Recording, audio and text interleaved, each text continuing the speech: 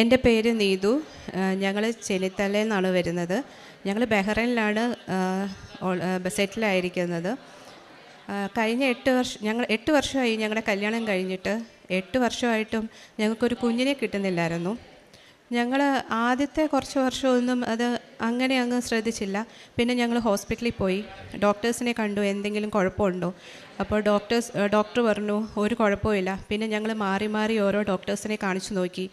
അവരെല്ലാവരും പറഞ്ഞു നിങ്ങൾക്ക് കുഞ്ഞുങ്ങളുണ്ടാവാതിരിക്കേണ്ടതായ ഒരു പ്രോബ്ലവും കാണുന്നില്ല. നമ്മൾ ടെസ്റ്റുകളെല്ലാം ചെയ്തു. അവസാനം ഡോക്ടേഴ്സ് കുറച്ച് ഇഞ്ചക്ഷനും തരും, പിന്നെ കുറച്ച് ഫോളിക് ആസിഡ് തന്ന് പറഞ്ഞു വിടും. ഞാൻ കുറേ ഫോളിക് ആസിഡ് കഴിച്ചു, ട്രൈ ചെയ്തു.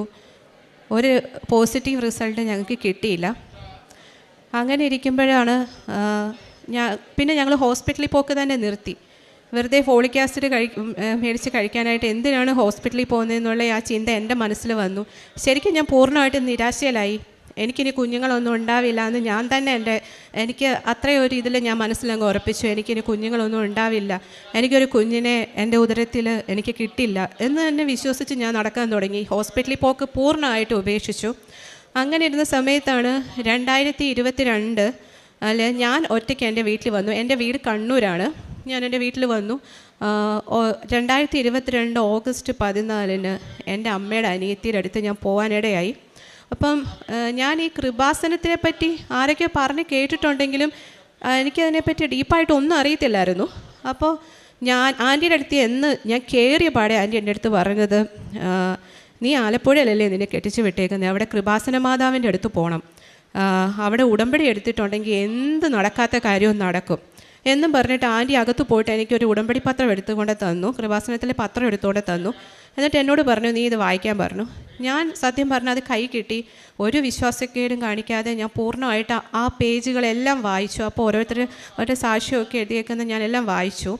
അത് കഴിഞ്ഞിട്ട് അപ്പം ഞാൻ ആൻറ്റിയോട് പറഞ്ഞു, ആൻറ്റി എനിക്ക് 2 ദിവസമേ ഉള്ളൂ തിരിച്ച് ബഹ്റൈനിലോട്ട് പോകാൻ വേണ്ടിയിട്ട്, എനിക്ക് തിരിച്ചിനി ആലപ്പുഴ ചെന്നിട്ട് ഉടമ്പടി എടുക്കാൻ പറ്റത്തില്ല, അപ്പോൾ എന്ത് ചെയ്യും? അന്നേരം ആൻറ്റി എൻ്റെ അടുത്ത് പറഞ്ഞു ഓൺലൈൻ വഴി ഉടമ്പടി എടുക്കാം, നീ ബഹ്റൈനിൽ ചെന്നിട്ട് ഓൺലൈൻ വഴി ഉടമ്പടി എടുത്താൽ മതി, എന്നിട്ട് അതിനകത്തൊരു പ്രാർത്ഥന വരും, അത് നല്ല രീതിയിൽ അവരതിനകത്ത് പറഞ്ഞേക്കുന്ന പോലെ ചെയ്ത് മതി എന്ന് പറഞ്ഞു. അങ്ങനെ ഞാൻ ആൻറ്റി പറഞ്ഞതെല്ലാം ഞാൻ വിശ്വസിച്ച് കേട്ട് അംഗീകരിച്ച് ഞാൻ തിരിച്ചെൻ്റെ വീട്ടിൽ വന്നു. പിറ്റേ ദിവസം എനിക്ക് ശക്തമായ വയറുവേദന വന്നു.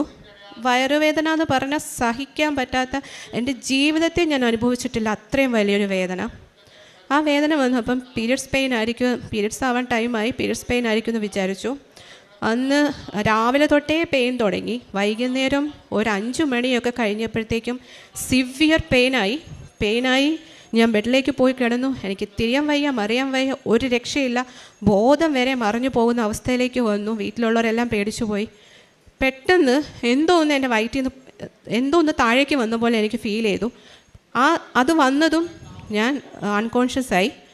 എനിക്ക് എന്താ സംഭവിച്ചതെന്നൊന്നും അറിയത്തില്ല. 1 മണിക്കൂറോളം ഞാൻ ഉറങ്ങിയെന്നാണ് വീട്ടിലുള്ളവർ പറഞ്ഞത്.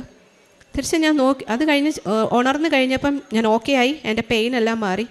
ഞാൻ നോക്കുമ്പം ഒരു ചാര കളറിൽ ഒരു തുള്ളി ബ്ലഡ് പോലും ഇല്ലാതെ ഒരു വലിയ മാംസകഷ്ണം എൻ്റെ ഉള്ളിൽ നിന്ന് ഇറങ്ങി വന്നു. അതിൽ ഒരു രക്തമയം പോലും ഇല്ലായിരുന്നു. ഇപ്പോഴും എൻ്റെ മനസ്സിലതുകൊണ്ട് ഞാൻ ഭയങ്കരമായിട്ട് ഞാൻ ഭയപ്പെട്ടു പോയി. ഇതെന്താ സംഭവിച്ചെന്ന് അറിഞ്ഞില്ല. അമ്മയോട് ഞാൻ പറഞ്ഞു, അമ്മ ഇങ്ങനൊരു സംഭവം ഉണ്ടായി. അമ്മയെ ആരെയും ഞാൻ കാണിച്ചില്ല, എൻ്റെ വെപ്രാളത്തിന് ഞാൻ പെട്ടെന്ന് അത് കളഞ്ഞു, ആരെയും കാണിച്ചില്ല. അപ്പോൾ അമ്മ എൻ്റെ അടുത്ത് എടുത്ത വായിൽ പറഞ്ഞു, നീ അവിടെ ചെന്നപ്പം ആൻറ്റി നിനക്ക് ഉടമ്പടി പത്രം തന്ന് നീ അത് കൈകൊണ്ട് തൊട്ട് വിശ്വാസത്തോടെ നീ പ്രാർത്ഥിച്ചില്ലേ, ആ പത്രം തൊട്ടാൽ വരെ അനുഗ്രഹം കിട്ടുന്നവരുണ്ടെന്ന് സാക്ഷ്യത്തിൽ പറയുന്നത് ഞാൻ കേട്ടിട്ടുണ്ട്. അപ്പം മാതാവ് നിന്നെ സഹായിച്ചതാ, എന്തോ ഒരു തടസ്സം ഉണ്ടായിരുന്നു, അത് മാതാവ് നീക്കി കളഞ്ഞതാന്ന് പറഞ്ഞു. അത് പൂർണ്ണമായിട്ട് ഞാൻ വിശ്വസിച്ചു. ഞാൻ തിരിച്ച് 18-ാം തീയതി ബഹ്റൈനിലേക്ക് തിരിച്ചു പോയി. ഞാൻ അവിടെ ചെന്ന് ഓഗസ്റ്റ് 22-ാം തീയതി, അപ്പം ഞാൻ ഹസ്ബൻഡിൻ്റെ അടുത്തൊന്നും പറഞ്ഞില്ല, ഓഗസ്റ്റ് 22-ാം തീയതി ഞാൻ ഉടമ്പടി എടുത്തു, ഓൺലൈൻ ഉടമ്പടി എടുത്തു. ഓഗസ്റ്റ് 22-ാം തീയതി ഓൺലൈൻ ഉടമ്പടി എടുത്തു. എനിക്ക് പ്രാർത്ഥന കിട്ടി, ഞാൻ പ്രാർത്ഥിക്കാൻ തുടങ്ങി. 5:30 എന്നൊരു സമയം ഉണ്ടെങ്കിൽ ഞാൻ പ്രത്യക്ഷീകരണ പ്രാർത്ഥന ചൊല്ലാനായിട്ട് എഴുന്നേക്കും. ഒരലാറവും വെക്കണ്ട, ഒന്നും വേണ്ട. 5:30 എന്നൊരു സമയത്ത് മാതാവ് എൻ്റെ കണ്ണ് തുറപ്പിക്കും. ഞാൻ എഴുന്നേക്കും, ഞാൻ പ്രാർത്ഥിക്കും. ഞാൻ ഹസ്ബൻഡിൻ്റെ അടുത്ത് പറഞ്ഞില്ല ഇതൊന്നും. അപ്പോഴും ഞാൻ മാതാവിനോട് പറഞ്ഞ ഒരു കാര്യമുണ്ട്, അമ്മ എനിക്ക് ഒരത്ഭുതം പ്രവർത്തിക്കണം, എൻ്റെ ഉദരത്തിലൊരു കുഞ്ഞിനെ എനിക്ക് തരണം, എന്നിട്ട് വേണം എനിക്ക് അമ്മ തന്ന കുഞ്ഞിനെ പറ്റി, അമ്മ തന്ന അനുഗ്രഹത്തെ പറ്റി എൻ്റെ ഭർത്താവിനോട് പോലും പറയാൻ എന്ന് പറഞ്ഞാൽ ഞാൻ പ്രാർത്ഥിക്കുന്നത്. കാരണം അത്രയും വർഷം ട്രൈ ചെയ്തിട്ടും ഒരു റിസൾട്ടും കിട്ടാതെ ഹസ്ബൻഡും നിരാശപ്പെട്ടിരിക്കുക. അപ്പം ആഗ്രഹം കൊടുക്കാൻ പാടില്ലല്ലോ എന്ന് ഞാൻ ഓർത്തു. അങ്ങനെ ഞാൻ എല്ലാ ദിവസവും പ്രാർത്ഥിച്ചു. പോകെ ദിവസങ്ങൾ കഴിഞ്ഞു പോകെ എനിക്ക് എൻ്റെ ഉള്ളിൽ തന്നെ എനിക്കിങ്ങനെ തോന്നാൻ തുടങ്ങി, എന്തോ സംഭവിക്കുന്നുണ്ട്, എൻ്റെ ശരീരം എന്തോ സംഭവിക്കുന്നുണ്ട്, അമ്മ എനിക്ക് തരും കുഞ്ഞിനെ. ഞാൻ അച്ഛൻ്റെ ധ്യാനം എല്ലാ ചൊവ്വാഴ്ചയും ഞാൻ ലൈവായിട്ട് കേൾക്കും. ഞാൻ ജോലി ചെയ്യുന്നില്ലായിരുന്നു. ഹസ്ബൻഡ് പോയി കഴിഞ്ഞാൽ ഞാൻ ഫോൺ ഓണാക്കി വെച്ച് കിച്ചണിൽ നിൽക്കുമ്പോഴെല്ലാം ഞാൻ സാക്ഷ്യം കേൾക്കും. ഒരുപാട് സാക്ഷ്യം ഞാൻ കേൾക്കും. ഞാൻ ആദ്യമേയൊക്കെ ഉപവാസം എടുത്ത് പ്രാർത്ഥിക്കും. പിന്നെ ഒരു ദിവസം ഞാൻ ഉപവാസം എടുത്തു. ഞാൻ രാവിലെ ആഹാരമൊന്നും കഴിക്കാതെ ഇങ്ങനെ ഇരുന്നപ്പം പെട്ടെന്ന് എനിക്ക് ഭയങ്കരമായിട്ട് തളർച്ച തോന്നി. എനിക്ക് കൺട്രോൾ ചെയ്യാൻ പറ്റുന്നില്ല. വല്ലാതെ തല കറങ്ങുന്ന പോലെ തോന്നി. ഞാൻ മാതാവിനോട് പറഞ്ഞു, മാതാവേ എനിക്ക് പറ്റുന്നില്ല, ഞാൻ ഒറ്റയ്ക്കേ ഉള്ളൂ, തല കറങ്ങി വീണ ഹസ്ബൻഡ് വന്നാലേ അറിയുള്ളൂ. ഞാൻ എന്നിട്ട് ഫുഡ് കഴിച്ചു. എന്നിട്ടും എനിക്ക് മനസ്സിനൊരു വല്ലാത്ത ബുദ്ധിമുട്ട്, ഞാനത് തെറ്റിച്ചല്ലോ എന്നുള്ളത്. എന്നിട്ട് ഞാൻ ഇരുന്ന മാതാവിനോട് എൻ്റെ സങ്കടമെല്ലാം പറഞ്ഞ് ഞാൻ പ്രാർത്ഥിച്ചു. അങ്ങനെ പ്രാർത്ഥിച്ച് ഓഗസ്റ്റ് കഴിഞ്ഞു. സെപ്റ്റംബർ 18-ാം തീയതി, അപ്പം അതിൻ്റെ ഇടയ്ക്ക് ഞാൻ പറയാൻ വിട്ടു, അതിൻ്റെ ഇടയ്ക്ക് എനിക്ക് ഇവിടുത്തെ കൃപാസനത്തെ പറ്റി പറഞ്ഞു തന്ന എൻ്റെ ആൻറ്റിയെ ഞാനിങ്ങനെ ഇടയ്ക്കിടയ്ക്ക് സ്വപ്നം കാണുന്നുണ്ട്. ആൻറ്റി എൻ്റെ അടുത്ത് വന്നിട്ട്, നിന്നോട് ഞാൻ പറഞ്ഞതല്ലേ പിന്നെ അമ്മയുടെ അടുത്ത് പോയി ഉടമ്പടി എടുത്തിട്ടുണ്ടെങ്കിൽ എന്ത് നടക്കും എന്ന് പറഞ്ഞതല്ലേ. അപ്പം എൻ്റെ ഉള്ളിൽ കുഞ്ഞ് വളരുന്നുണ്ട്. ആൻറ്റി അത് അറിഞ്ഞിട്ട് ഇങ്ങനെ പറയുന്ന പോലെ ഞാൻ സ്വപ്നം കാണാൻ തുടങ്ങി. അവസാനം സെപ്റ്റംബർ 18-ാം തീയതി എനിക്ക് ഭയങ്കരമായിട്ട് ക്ഷീണമാകാൻ തുടങ്ങി. 18-ാം തീയതി എനിക്ക് ഭയങ്കര ക്ഷീണം വന്നു. അപ്പം ഞാൻ വിചാരിച്ചു, എന്താ ഇത്ര ക്ഷീണം, എഴുന്നേക്കാനേ പറ്റുന്നില്ല, രാവിലെ കണ്ണു തുറക്കാൻ പറ്റുന്നില്ല, എഴുന്നേക്കാൻ പറ്റുന്നില്ല. അപ്പോഴൊന്നും ഞാൻ വിശ്വസിക്കുന്നില്ല, എന്താണെന്ന് അറിയത്തില്ല. പക്ഷേ എങ്കിലും എൻ്റെ ഉള്ളിൽ മാതാവ് എന്നെ നിരാശപ്പെടുത്തത്തില്ലെന്ന ഉത്തമ ബോധ്യം എനിക്കുണ്ടായിരുന്നു. ഞാൻ എന്നിട്ട് അന്ന് ഒരു തരത്തിൽ എഴുന്നേറ്റ് ഞാൻ പ്രത്യക്ഷീകരണ പ്രാർത്ഥന ചൊല്ലി ഞാൻ അവിടെ ക്ഷീണിച്ചിട്ടാണ് ഞാൻ പ്രത്യക്ഷീകരണ പ്രാർത്ഥന ചൊല്ലിയ പാടെ തന്നെ ഞാൻ വീണ്ടും പോയി കിടന്ന് ഉറങ്ങി. 19-ാം തീയതി ഇതുപോലെ രാവിലെ ആയപ്പം എനിക്ക് സഹിക്കാൻ വയ്യ, ഭയങ്കര ക്ഷീണം, തളർച്ച, എനിക്ക് എഴുന്നേറ്റ് നിൽക്കാനേ പറ്റുന്നില്ല. 19-ാം തീയതിയും കടന്നുപോയി. ഞാൻ മാതാവിനോട് പറഞ്ഞു, മാതാവേ എനിക്ക് സംശയമുണ്ട്, അമ്മ എൻ്റെ ഉദരത്തിൽ തന്നിട്ടുണ്ടെന്ന്. സംശയമല്ല, എനിക്ക് ഉറപ്പാണ്. പക്ഷേ ഇതെനിക്ക് എൻ്റെ ഭർത്താവിലേക്ക് എത്തിക്കണമെങ്കിൽ എനിക്ക് അമ്മ എന്തെങ്കിലും ഒരു തെളിവ് തരണം.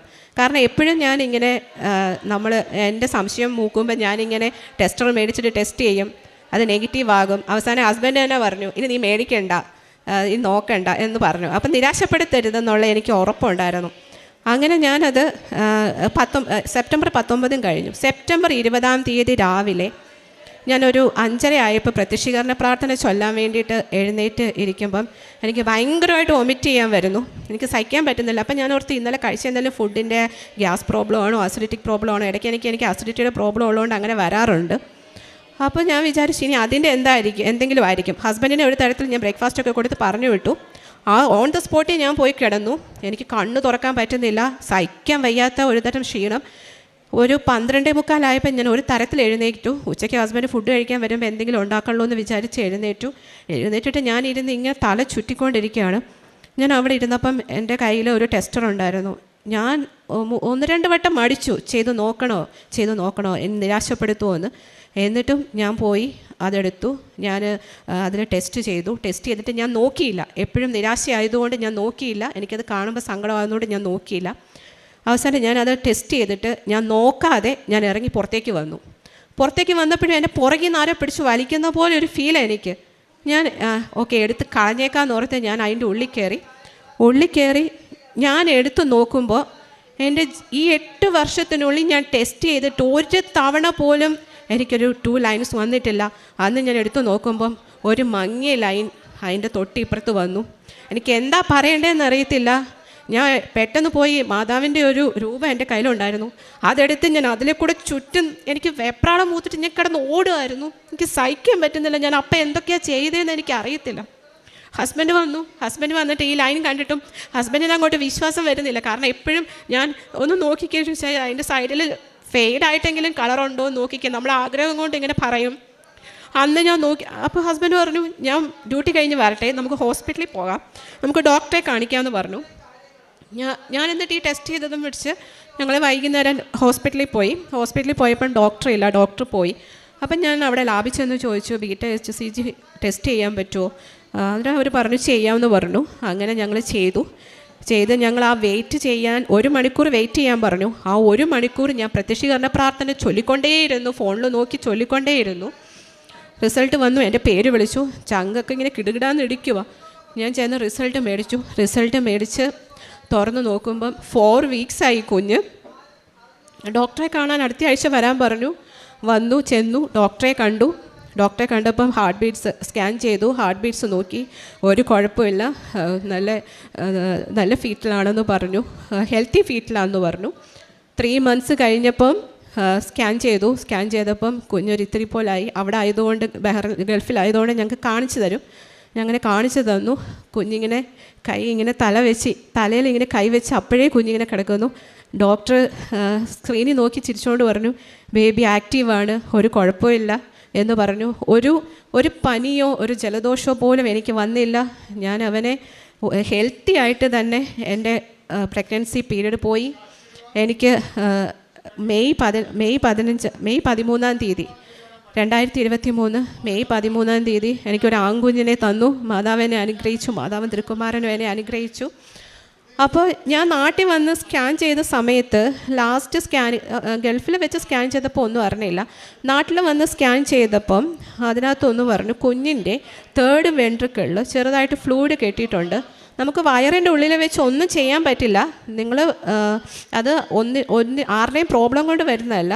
കുഞ്ഞ് പുറത്ത് വന്ന് കഴിയുമ്പോൾ നിങ്ങളൊരു പീഡിയാട്രിക്കിനെ കാണിക്കാൻ ഗൈനക്ക് എൻ്റെ അടുത്ത് പറഞ്ഞു. കുഞ്ഞ് ജനിച്ച്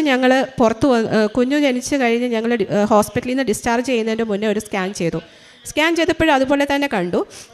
എൻ്റെ വയറിൻ്റെ ഉള്ളിൽ വെച്ച് സ്കാൻ ചെയ്ത് അത്രയും തീവ്രതയില്ലെങ്കിലും ചെറിയൊരു ഫ്ലൂയിഡ് തങ്ങി നിൽപ്പുണ്ടെന്ന് പറഞ്ഞു. നിങ്ങൾ ന്യൂറോയെ കാണിക്കാൻ പറഞ്ഞു. ഞങ്ങൾ 2-3 പീഡിയാട്രിഷ്യനെ കാണിച്ചു. അപ്പോൾ അവരെല്ലാം പറഞ്ഞു നിങ്ങൾ ന്യൂറോയെ കാണിക്കാൻ പറഞ്ഞു. എൻ്റെ ഹസ്ബൻഡ് ഇവിടെ വരാറുണ്ടായിരുന്നു, ചൊവ്വാഴ്ച ദിവസങ്ങളിൽ ഇവിടെ വരാറുണ്ടായിരുന്നു. ഹസ്ബൻഡ് ഇവിടെ ഒരു പ്രാവശ്യം ഞങ്ങൾ സ്കാൻ ചെയ്യാൻ പോകുന്നതിൻ്റെ മുമ്പ്, ഡോക്ടറെ കാണിക്കാൻ പോകുന്നതിൻ്റെ മുമ്പ് ഇവിടെ വന്നിട്ട് കരഞ്ഞ് പ്രാർത്ഥിച്ചു. അപ്പം ജോസഫ് അച്ഛനെ കാണാൻ പറ്റാത്തതുകൊണ്ട് ഇവിടെ ഒരു അച്ഛനെ കണ്ടിട്ട് ഇങ്ങനെ കാര്യം പറഞ്ഞു. അപ്പം അച്ഛൻ പറഞ്ഞു, കുഞ്ഞിൻ്റെ ഫോട്ടോ ഉണ്ടോ എന്ന് ചോദിച്ചു.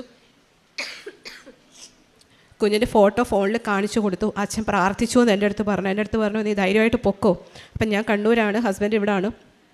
ഞാൻ പിറ്റേ ദിവസം കണ്ണൂർ അസ്തർ ഹോസ്പിറ്റലിൽ പോയി അവിടെ ന്യൂറോയെ കണ്ടു. അവിടെ ചെന്ന് കഴിഞ്ഞപ്പം ഡോക്ടർ ഞങ്ങളെ കണ്ട് കുഞ്ഞിനെ നോക്കി. കുഞ്ഞ് ചിരിക്കുന്നുണ്ട്, കളിക്കുന്നുണ്ട്, ഫീഡ് ചെയ്യുന്നുണ്ട്, എല്ലാം ചെയ്യുന്നുണ്ട്. കുഞ്ഞിന് ഒരു കുഴപ്പമില്ല. ഞങ്ങൾ വെറുതെ എന്തിനോ വന്ന പോലത്തെ ഒരു ഫീലായിരുന്നു ഡോക്ടറിൻ്റെ ഫേസിൽ. ഡോക്ടർ നോക്കിയപ്പോൾ പറഞ്ഞു, കുഞ്ഞിന് ഒരു കുഴപ്പമില്ല, അത് ജസ്റ്റ് ഒരു ഫ്ലൂയിഡ് കെട്ടിക്കിടക്കുന്നതാണ്. 3-4 മാസം കഴിയുമ്പം അവൻ കമിഴ്ന്ന് വീഴുന്ന സമയത്ത് അത് തന്നെ പൊക്കോളും, യാതൊരു പ്രശ്നമില്ല, ഹെൽത്തി ബേബിയാണ്, ധൈര്യമായിട്ട് പൊക്കോളാൻ പറഞ്ഞു. അങ്ങനെ ഞങ്ങൾക്ക് ഹെൽത്തി ആയിട്ടൊരു കുഞ്ഞിനെ മാതാവ് തന്ന് അനുഗ്രഹിച്ചു. ഞാൻ ഉടമ്പടി എടുത്ത ദിവസം തൊട്ട് ഇന്ന് വരെ മുടങ്ങാതെ പ്രത്യക്ഷീകരണ പ്രാർത്ഥന പ്രാർത്ഥിച്ചുകൊണ്ടിരിക്കുകയാണ്. അതിനൊരു മുടക്കവും വന്നിട്ടില്ല. മാതാവിനെ അനുഗ്രഹിച്ചതിന് ഒരുപാട് നന്ദി. ഈശോയ്ക്ക് നന്ദി, മാതാവിന് നന്ദി.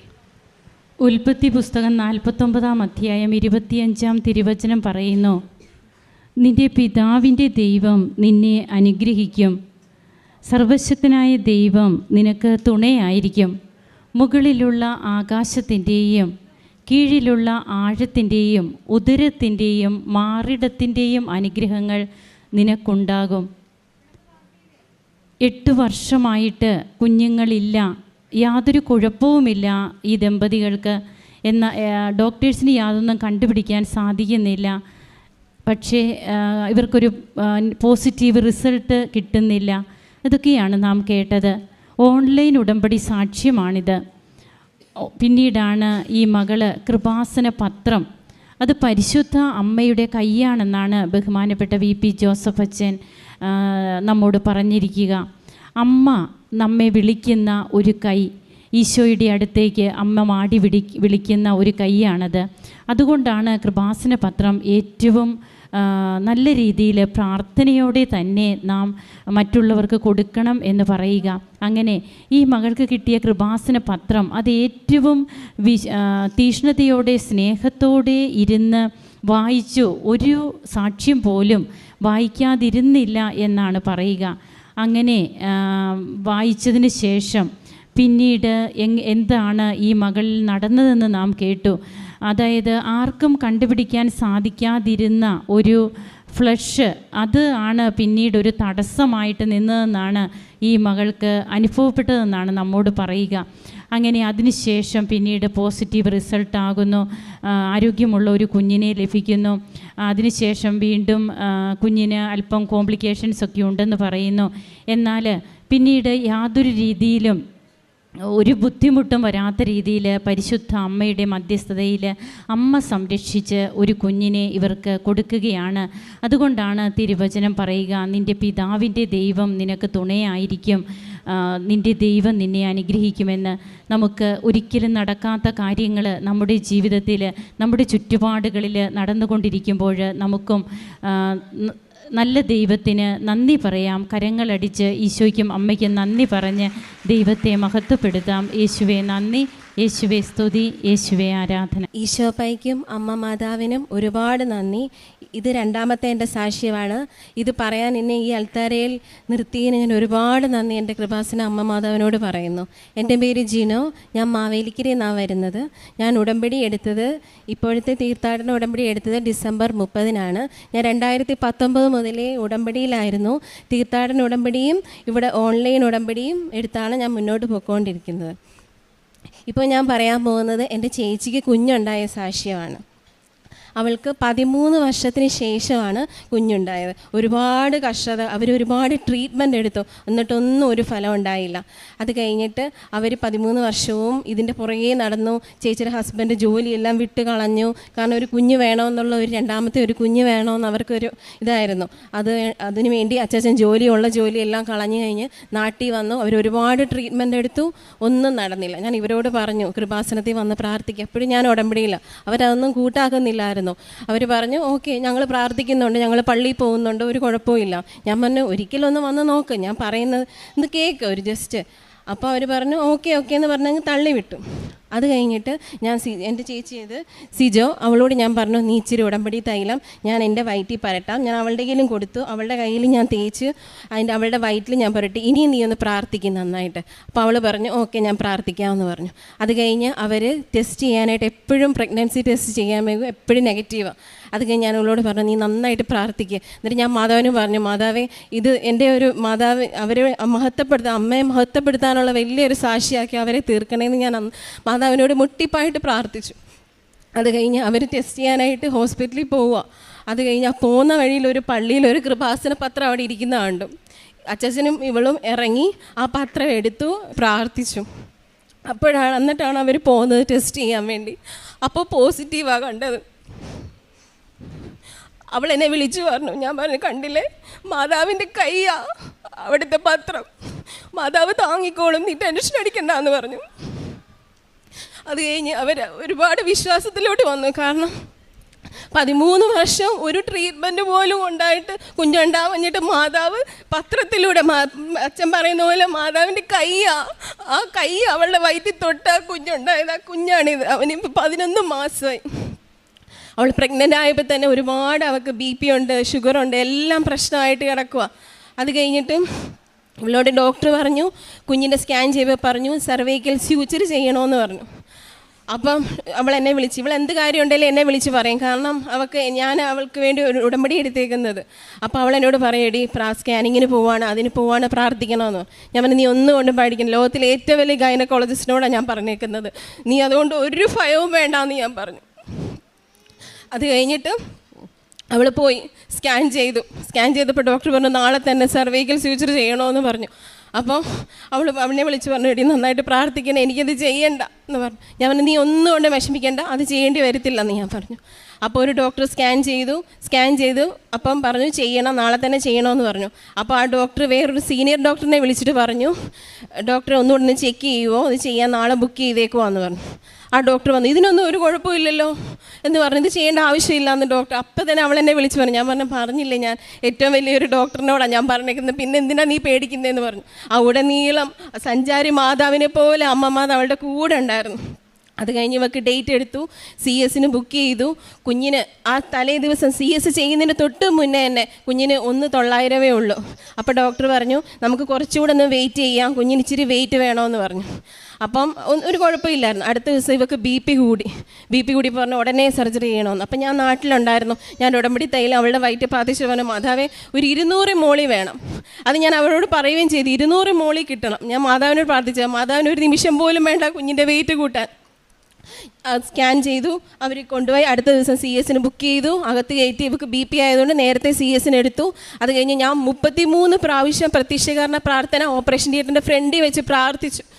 അത് കഴിഞ്ഞിട്ട് കുഞ്ഞ് വന്നപ്പം കുഞ്ഞിൻ്റെ വെയിറ്റ് 2,100. എനിക്ക് സന്തോഷം കൊണ്ട് പറ്റുന്നില്ല. ഒരു ദിവസം കൊണ്ട് ആ 1,900 2,200 ആയത്. അത് കഴിഞ്ഞ് കുഞ്ഞിനെ NICU-ലൊന്നും വെക്കേണ്ടെന്ന് പറഞ്ഞു, കുറച്ച് ഓറ്റ് കൊടുത്താൽ മതി, അല്ലാതെ കുഴപ്പമൊന്നും ഇല്ല എന്ന് പറഞ്ഞ് തിരിച്ചു കൊണ്ടുവന്നു. ഇവനാണേലും ഒരു പനി എന്തെങ്കിലും വരുമ്പോൾ ഉടമ്പടി തൈലം ഞാൻ തേച്ച് പഴതി, ഇവക്ക് വേണ്ടി ഞാനാ തേക്കുന്നത്. അങ്ങനെ ആ കുഞ്ഞാണിത്. ഇന്ന് അവന് നവംബർ 30 1 വയസ്സാവും ആ കുഞ്ഞിന്. അത് കഴിഞ്ഞ് എനിക്ക് അസഹ്യമായ പല്ലുവേദന ഉണ്ടായിരുന്നു. ഞാൻ സൗദി അറേബ്യയിലാണ് ജോലി ചെയ്യുന്നത്. ഡോക്ടറിനെ കാണിച്ച് ഡോക്ടർ എക്സ്റേ എടുത്തപ്പോൾ പറഞ്ഞു ഒരുപാട് പല്ലിന് പഴുപ്പുണ്ട്, 2 പല്ലെടുത്ത് കളയണമെന്ന് പറഞ്ഞു. ഞാൻ പറഞ്ഞു ഇനി ലീവൊന്നും കിട്ടത്തില്ല, എനിക്ക് ഒരു സിക്ക് ലീവ് അവിടുത്തെ ഡോക്ടർ ലീവ് പോലും തരത്തില്ല. ആ ഇൻഫെക്ഷൻ വെച്ചുകൊണ്ട് വേണം, എനിക്ക് വാ തുറക്കാൻ പറ്റുന്നില്ല, ആഹാരം കഴിക്കാൻ പറ്റുന്നില്ല. ഞാൻ മാതാവിനോട് പറഞ്ഞു, മാതാവ് ഞാൻ ഉടമ്പടിയിലല്ലേ, എന്നെ നോക്കിക്കോണേ എന്ന് പറഞ്ഞു. എൻ്റെ എല്ലാ കാര്യത്തിലും കൂടെ അമ്മ മാതാവ് ഉള്ളതല്ലേ എന്ന് പറഞ്ഞു. അടുത്ത ദിവസം നോക്കിയപ്പോൾ ഞാനാണെങ്കിൽ മാതാവിൻ്റെ ഉപ്പ് ചൂടുവെള്ളത്തിൽ കലക്കി എന്നും കഴുകുന്നുണ്ടായിരുന്നു ചൂടുവെള്ളം. അത് കഴിഞ്ഞ് 2 ദിവസം കഴിഞ്ഞ് ഞാൻ ഡോക്ടറോട് പറഞ്ഞു, ഡോക്ടറെ ഒന്നുകൂടെ ചെക്ക് ചെയ്യണേന്ന് പറഞ്ഞപ്പം ഡോക്ടർ നോക്കി ഇപ്പം കുഴപ്പമൊന്നുമില്ല, പല്ലെടുക്കേണ്ട കാര്യമില്ല എന്ന് പറഞ്ഞു. അതിൽ നിന്നും എന്നെ പല്ലെടുക്കാതെ ഡ്യൂട്ടിക്ക് കയറാനും, ഡ്യൂട്ടിയിൽ ഡോക്ടേഴ്സ് ഒന്നും സിക്ക് ലീവ് പോലും തരത്തില്ല. നമ്മൾ എത്ര വയ്യാഴികയാണെങ്കിലും ജോലിക്ക് കയറണം. അത് കഴിഞ്ഞ് എൻ്റെ കൈ പൊക്കാൻ പോലും പറ്റുന്നില്ലായിരുന്നു. ഇവിടെ ഒരു നെർവിൻ്റെ പ്രശ്നം കാരണം എൻ്റെ ഒരു ഡ്രസ്സ് ഇടാൻ പോലും എൻ്റെ കൂട്ടുകാരികളുടെ സഹായം എനിക്ക് ആവശ്യമായിരുന്നു. ഞാൻ ഉടമ്പടി തൈലം തേച്ചു, ഉപ്പ് ചൂടുവെള്ളത്തിൽ പിടിച്ചു. 2-3 ദിവസത്തിനുള്ളിൽ എനിക്ക് ആ കൈവേദന എവിടെ പോയെന്ന് എനിക്കറിയത്തില്ല, ആ വഴി പോയി. ഇത്രയും അനുഗ്രഹങ്ങൾ എൻ്റെ അമ്മ മാതാവ്, എൻ്റെ കൃപാസന അമ്മ മാതാവ് പ്രത്യക്ഷീകരണ സാക്ഷിയാക്കി എന്നെ ഈ മുന്നിൽ നിർത്തിയതിന് ഒരുപാട് നന്ദി പറയുന്നു. ഈശോപ്പായിക്കും പരിശുദ്ധ ദേവമാതാവിനും പരിശുദ്ധാത്മാവിനും ഒരുപാട് നന്ദി. യേശോപ്പച്ചനും കൃപാസന അമ്മ മാതാവിനും ഒരുപാട് നന്ദി. Ave Maria. കാരുണ്യ പ്രവർത്തനമായിട്ട് ഞാൻ ചെയ്തത്, ഞങ്ങളുടെ അവിടെ വൃത്ത മന്ദിരമുണ്ട്, അനാഥാലയമുണ്ട്. എന്നെക്കൊണ്ട് പറ്റുന്ന സഹായം ഞാൻ അവർക്ക് ഒരുപാട് ചെയ്യും. എനിക്ക് ആദ്യമൊക്കെ സഹായം ചെയ്യാൻ ഭയങ്കര മടിയായിരുന്നു. ഇപ്പം എനിക്ക് ചെയ്യാൻ പറ്റാത്തതില്ല എനിക്ക് സങ്കടം. കാരണം അറിഞ്ഞ് കണ്ട് എനിക്ക് ചെയ്യാൻ തോന്നുന്നു. എൻ്റെ മനസ്സിന് അത്ര സന്തോഷത്തോടു കൂടിയാണ് ഞാൻ ഒരാളെ സഹായിക്കുന്നത്. പത്രമാണെങ്കിലും ഞാൻ ആർക്കാണ് ആവശ്യമുള്ളത് അവർക്ക് ഞാൻ പത്രം എത്തിക്കും. ആ പത്രത്തിലൂടെ എനിക്ക് എന്താ സംഭവിച്ചത്, എൻ്റെ ജീവിതത്തിൽ എന്താണ് സംഭവിച്ചത്, ഒരു പത്രത്തിലൂടെ ഞാൻ ഈ കൃപാസനം അറിയാൻ തുടങ്ങിയത്. മാതാവിൻ്റെ ആ മാതാവ് വിളിക്കും ആരൊക്കെ ഇവിടെ വരണമെന്ന്, ആ സമയത്ത് മാതാവ് ഇവിടെ കൊണ്ടെത്തിക്കും. ഇത്രയും അനുഗ്രഹങ്ങൾ ചെയ്തു. അത് കഴിഞ്ഞു ആഹാരത്തിന് വേണ്ടി വിഷമിക്കുന്ന ആൾക്കാർക്കെല്ലാം എനിക്ക് സഹായം ചെയ്യുന്നതിൽ എനിക്ക് ഒരുപാട് നന്ദിയുണ്ട്. എല്ലാ ദിവസവും കുർബാന കേൾക്കാനുള്ളതും ജപമാല ചൊല്ലാനുള്ള അനുഗ്രഹം എനിക്ക് ദൈവം തന്നു. സാധാരണ ഞാൻ പ്രാർത്ഥിക്കുമ്പോൾ എപ്പോഴും ഉറങ്ങാറുള്ളത്. പക്ഷേ കുടമ്പടിയിലൂടെ ഞാൻ വന്നപ്പോൾ ദൈവസ്നേഹം എന്താണെന്ന് ഞാൻ അറിയാൻ എനിക്ക് സാധിച്ചു. എൻ്റെ അമ്മ മാതാവിനെ എനിക്ക് ഒരുപാട് അറിയാനും അമ്മ മാതാവിലൂടെ ഈശോ എന്താണെന്ന് അറിയാനും ഞാൻ ഇവിടെ വന്നാണ് എനിക്ക് അതിനുള്ള അനുഗ്രഹം എനിക്ക് തന്നത്. അതിന് ഒരുപാട് നന്ദി പറയുന്നു. Ave Maria. ഈശോപ്പാ ഒരുപാട് നന്ദി. സങ്കീർത്തനങ്ങൾ 86 5 മുതൽ 7 വരെ തിരുവചനങ്ങൾ. കർത്താവെ, അങ്ങ് നല്ലവനും ക്ഷമാശീലനുമാണ്. അങ്ങയെ വിളിച്ചപേക്ഷിക്കുന്നവരോട് അവിടുന്ന് സമൃദ്ധമായി കൃപ കാണിക്കുന്നു. കർത്താവെ, എൻ്റെ പ്രാർത്ഥന കേൾക്കണമേ, എൻ്റെ യാചനയുടെ സ്വരം ശ്രദ്ധിക്കണമേ. അനർത്ഥകാലത്ത് ഞാൻ അങ്ങയെ വിളിക്കുന്നു, അവിടുന്ന് എനിക്ക് ഉത്തരമരുളുന്നു.